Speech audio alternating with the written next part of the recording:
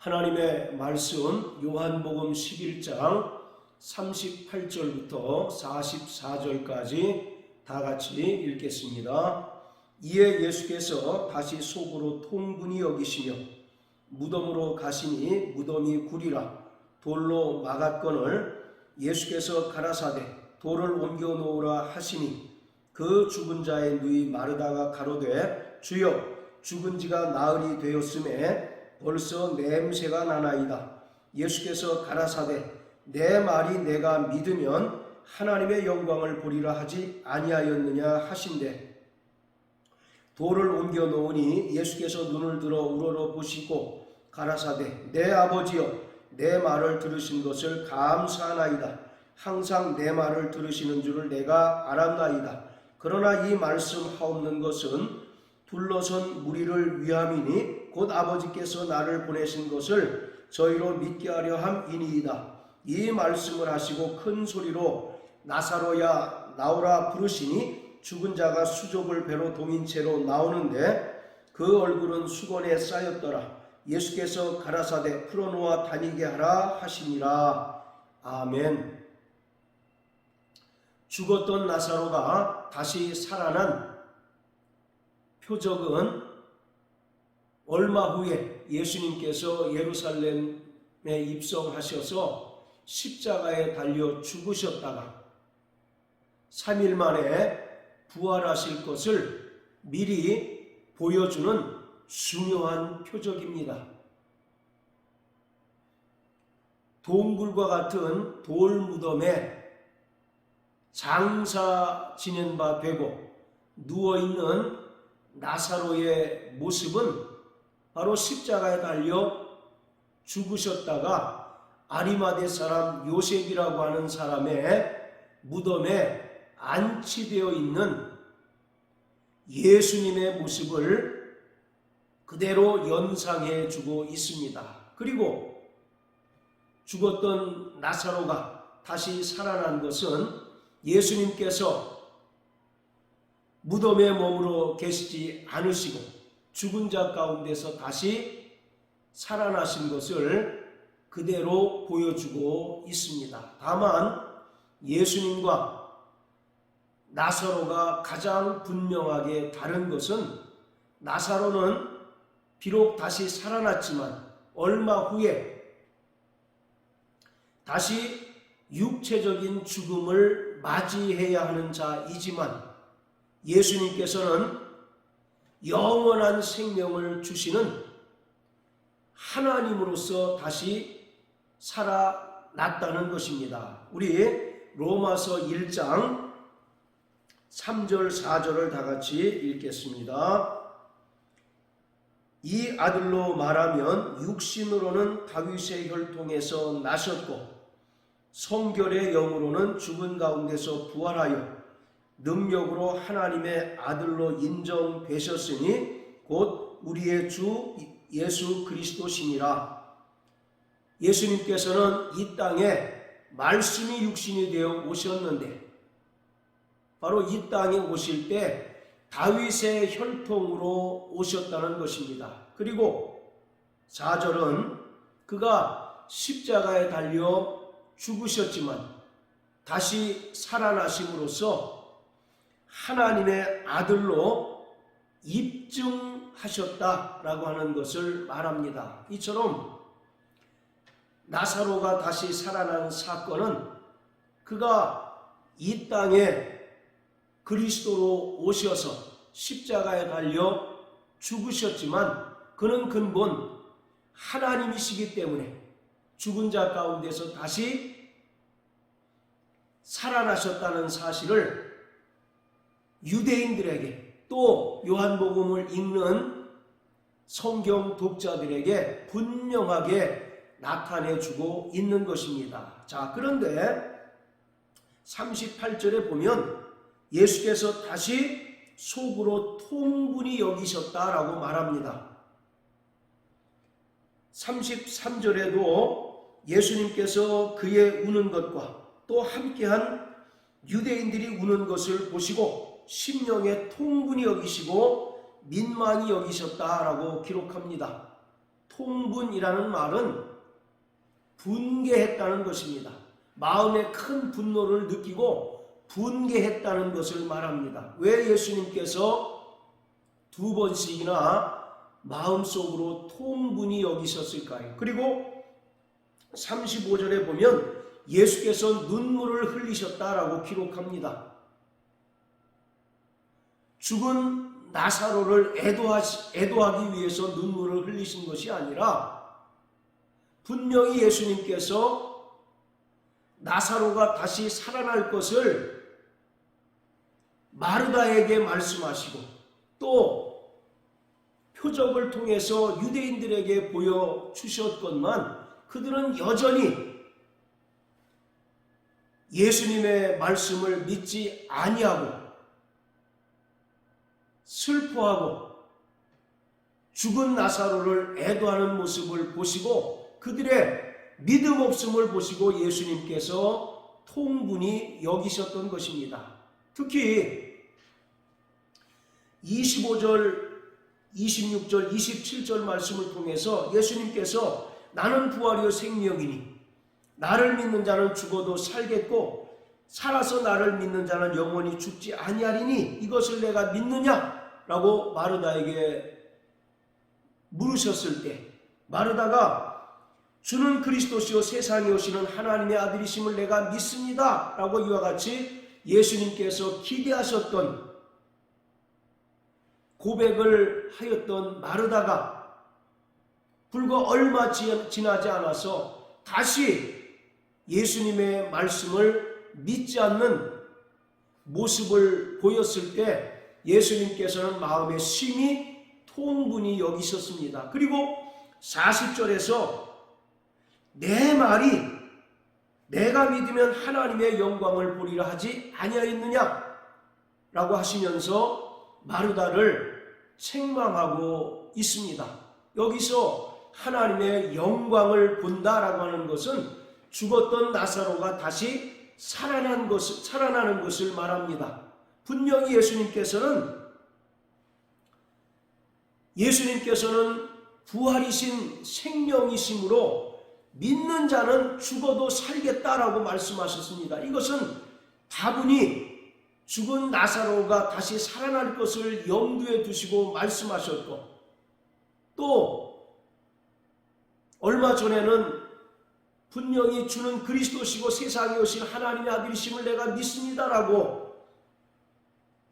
그 신앙을 고백했던 마르다였지만 언제 그랬냐는 듯이 다시 이전의 불신의 모습으로 돌아갔을 때 예수님께서 그러한 마르다와 또 다시 살아날 것을 믿지 않고 애도하는 유대인들을 보시고 마음에 심히 통분히 여기셨고 또 40절에서 마르다를 책망하고 있습니다. 자, 그러면서 43절, 44절에 보면 예수님께서 큰 소리로 나사로를 향해서 나오라 부르십니다. 그랬더니 44절에서 죽었던 나사로가 수족을 배로 동인 채로 예수님께 나왔다라고 말씀합니다. 이 모습을 통해서 우리는 요한복음 10장에서 예수님께서 선한 목자와 양의 비유를 통해서 양은 주인의 음성을 듣고 따라온다라고 말씀하신 그 말씀이 생각나야 합니다. 따라서 큰 소리로 나사로야 나오라 부르시니 죽었던 나사로가 그 명령에 순종하여 다시 살아났고 수족을 배로 동인 채로 예수님께 나왔던 것은 참된 제자의 모습을 우리에게 보여주고 있습니다. 마태복음 16장 24절에서 예수님께서 나를 따라오려거든 자기를 부인하고 자기 십자가를 지고 따라야 한다라고 말씀하고 있습니다. 즉 제자는 철저히 예수님의 명령에 죽고 사는 존재요. 예수님께서 명령하실 때 자기 생활에 얽매이지 아니하고 그 명령에 순종하여 예수님을 따르는 자이어야 하는데, 그 모습을 죽었던 나사로가 보여주고 있습니다. 그렇기 때문에 죽은 자가 수족을 배로 동인 채로 예수님께 나왔던 그 모습을 통해서 바로 참된 제자의 모습이 어떠해야 하는가를 우리에게 극명하게 보여주고 있습니다. 자, 그리고 마지막으로 예수님께서 풀어놓아 다니게 하라 라고 명령하십니다. 나사로는 유대인의 장례법대로 그 몸을 배로 칭칭 감아놨습니다. 그래서 예수님께서 주변에 있는 유대인들에게 칭칭 동여맨 그 배를 다 벗기고 풀어놓아라, 이와 같이 말씀하고 있습니다. 여기서 나사로라고 하는 인물은 오늘날 예수 그리스도의 은혜를 믿음으로 말미암아 구원받은 성도들을 대표하는 존재라는 사실을 우리가 알아야 합니다. 신약 성경에서 나사로라고 하는 인물이 2번 등장을 하는데, 그 첫 번째는 누가복음 16장에 나오는 거지 나사로입니다.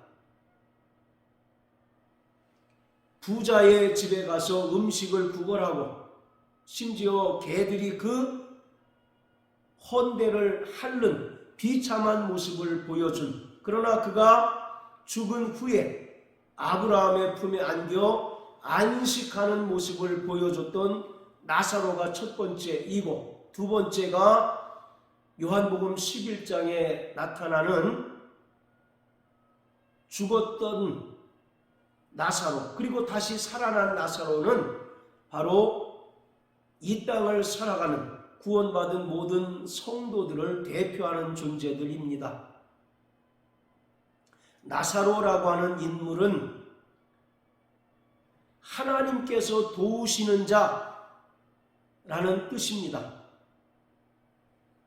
구원받은 성도들은 이 땅을 하나님의 도움 없이는 한시도 살 수 없음을 늘 고백하며 하나님을 의지하고 하나님을 신뢰하는 자입니다. 따라서 성경에 나타난 나사로라고 하는 인물은 이 땅을 살아가는 모든 구원받은 성도들을 대표하는 존재입니다. 그런데 예수님께서 유대인들에게 풀어놓아 다니게 하라 라고 명령하신 것은 구원받은 성도들의 예수를 만나기 이전과 또 예수를 만난 이후의 모습을 보여주고 있다는 점에서 대단히 우리가 주목할 필요가 있습니다. 우리는 예수를 만나기 전에는 죄의 종노릇하며 마귀에게 속한 자들로서 마귀의 억압과 마귀의 압제 속에서 신음하며 살았던 자들입니다. 그러나 예수님께서 십자가의 죽음과 부활을 통해서 마귀의 사망 권세를 깨뜨리시고 세상 임금인 마귀를 심판하심으로 말미암아 누구든지 진리이신 예수 그리스도 안에 나오고 또 진리이신 예수 그리스도 안에 거하게 되면 모든 흉악한 결박이 풀어진다는 것을 보여주고 있습니다. 요한복음 8장 32절에 예수님께서 유대인들에게 진리를 알지니 진리가 너희를 자유케 한다 라고 말씀하고 있습니다. 그랬더니 유대인들이 우리가 아브라함의 자손으로서 아무에게도 종이 된 일이 없거늘 왜 우리에게 자유하라고 하느냐 라고 예수님께 물었을 때 죄를 범하는 자마다 죄의 종이라고 말씀하십니다. 로마서 5장 12절에 보면 한 사람이 죄를 범하였음에 죄가 세상에 들어오고 또 죄로 말미암아 세상에 사망이 들어와 모든 사람 위에 왕노릇하게 되었다라고 말씀합니다. 이처럼 하나님께서 하나님의 형상대로 지음받은 인간이 마귀의 유혹을 받아 하나님께 불순종하고 타락하고 범죄함으로 말미암아 아담 안에 속한 모든 인간은 사망 아래에 놓이게 되었고 또 죄에 매여 일평생 죽기를 두려워하는 자로 살아가야 했습니다. 그러나 마지막 아담으로 오신 예수 그리스도께서 하나님 아버지께 십자가에 달려 죽기까지 복종하심으로써 그 은혜를 믿는 자들은 더 이상 죄에 매여 신음하는 죄의 종이 아니라 진리이신 예수 그리스도 안에서 죄로부터 자유하고 또 율법과 양심으로부터 자유한 자가 되었을 뿐만 아니라 우리를 억압하던 모든 종교적인 관습으로부터 완벽하게 자유하게 되었습니다. 그래서 우리 다 같이 갈라디아서 5장 1절입니다. 그리스도께서 우리로 자유케 하려고 자유를 주셨으니 그러므로 굳세게 서서 다시는 종의 멍에를 매지 말라.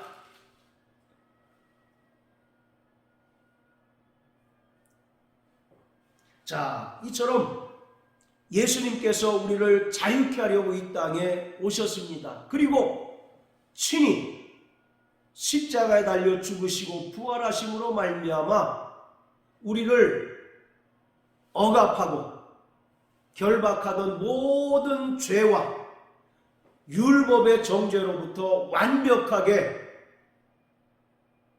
우리를 자유케 하셨고 인간이 만들어 놓은 전통이나 종교적인 관습으로부터 완벽하게 우리를 해방해 주셨습니다. 그래서 로마서 8장 1절 2절에 보면 누구든지 그리스도 예수 안에 있는 자들은 결코 정죄함을 받지 않나니 생명의 성령의 법으로 말미암아 죄와 사망의 법에서 우리를 해방하셨다라고 말씀하고 있습니다. 따라서 예수님께서 이 땅에 오셔서 십자가에 달려 죽으시고 부활하심으로 말미암아 우리를 모든 억압하는 것으로부터 완벽하게 자유하게 하셨습니다. 그것을 오늘 죽었던 나사로가 다시 살아나는 모습을 통해서 우리에게 분명하게 보여주고 있습니다. 우리는 진리이신 예수 그리스도 안에서 참 자유를 누리는 자들입니다. 마귀는 끊임없이 율법을 통해서 우리를 참수하고 우리를 고소할지라도 우리를 위하여 대언자 되신 예수 그리스도께서 우리를 향하여 자유를 선언하시고 자유를 허락해 주셨기 때문에 우리는 더 이상 마귀의 참소에 매여서 고민하며 또 두려워하는 자가 아니라 진리 안에서 자유한 자인 것을 깨닫고 정말 이 땅에 살아가는 동안 진리를 누리는 자가 되어야 하는 것입니다. 그것이 오늘 예수님께서 마지막 표적으로 보여주신 나사로의 다시 살아난 사건을 통해서 우리에게 주시는 가장 큰 영적인 교훈인 것입니다. 예수님은 이 땅에 십자가에 달려 죽으시고 또 죽은 자 가운데서 3일 만에 부활하셨습니다. 그리고 사망 권세를 깨뜨리시고 세상 임금인 마귀를 심판하셨습니다. 그렇기 때문에 우리는 그리스도 예수 안에서 완벽히 자유자인 것을 믿으시고 이 땅에서 주님께서 주시는 그 부활의 능력과 또 부활의 생명을 누리며 날마다 승리하는 자가 되시기를 예수님 이름으로 축복합니다.